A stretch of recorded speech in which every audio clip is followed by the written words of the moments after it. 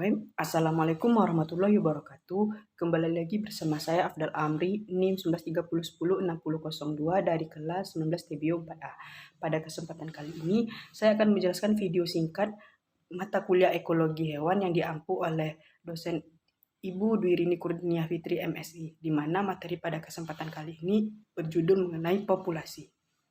Masuk materi pertama mengenai populasi. Berarti semua orang yang bertempat tinggal pada suatu tempat.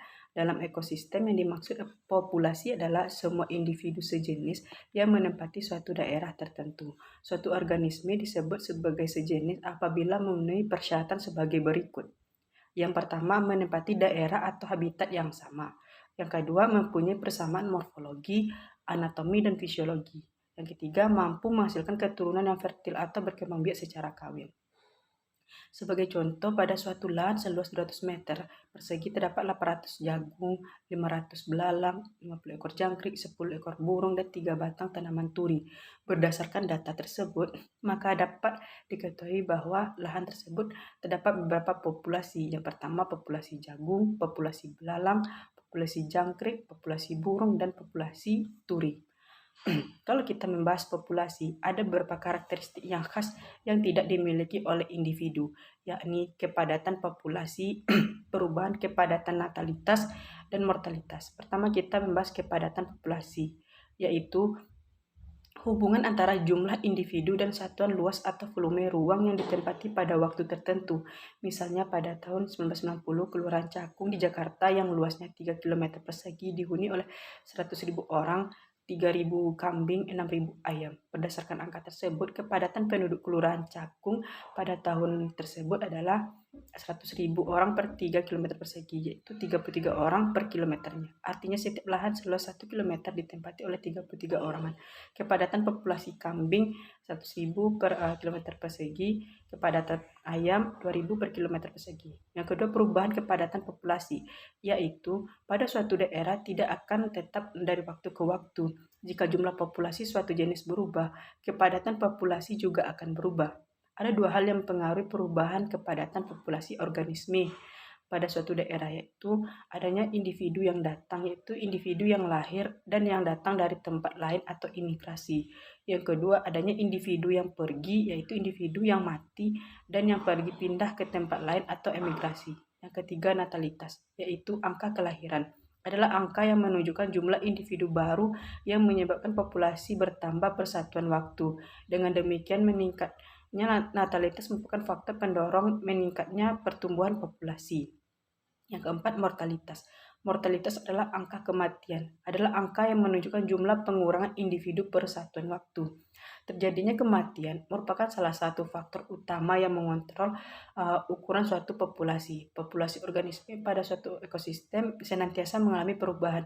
Perubahan-perubahan tersebut tampak jelas dan ada pula yang tidak tampak jelas. Pada ekosistem darat ada beberapa faktor yang mempengaruhi perubahan populasi. Di antaranya adalah perubahan suhu, kelembapan, dan lain-lainnya. Kita masuk ciri-ciri populasi. Untuk menilai suatu populasi, maka kita harus mengetahui ciri-cirinya. Adapun ciri-ciri dari populasi ini itu pertama ciri biologi dan ciri-ciri statistik.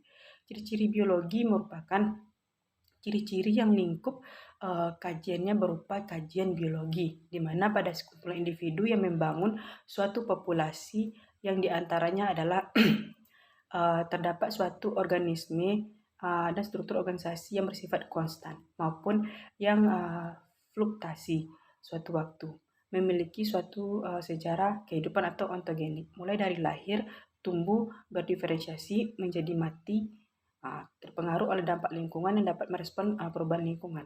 Terdapat suatu hereditas di dalamnya.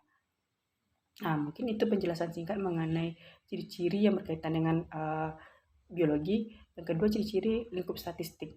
Ini merupakan suatu ciri-ciri kelompok dan merupakan hasil penggabungan berbagai karakteristik dari individu di dalam populasi, yang diantaranya meliputi kepadatan atau ukuran besarnya suatu populasi, termasuk berbagai parameter utama yang dipengaruhi oleh kelahiran dan kematian. Sebaran suatu populasi dipengaruhi oleh persebaran suatu objek tertentu, kondisi iklim dan cuaca, struktur dan umur objek tersebut. Populasi ini juga dipengaruhi oleh komposisi genetik